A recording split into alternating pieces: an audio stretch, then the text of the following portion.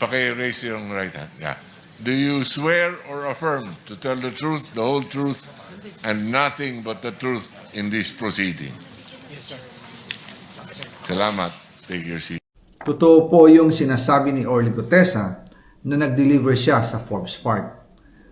Totoo din po ang sinasabi ni Orly Gutesa na nag-deliver siya sa Malacanang nung siya ay nasa Senado.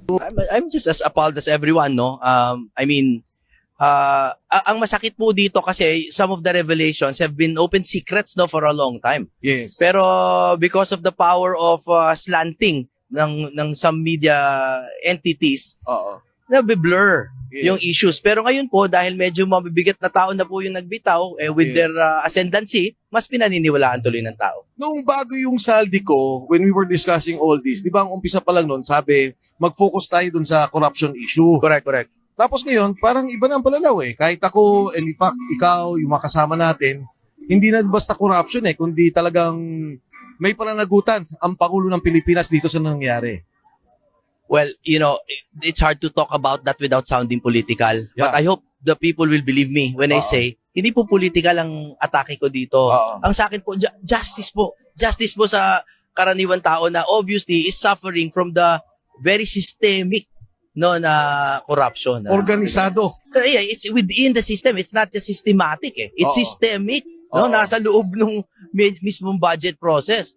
And Let's- itong paglabas si Saldi, ano yung, di ba, bukod sa systemic, ano yung nakita mo?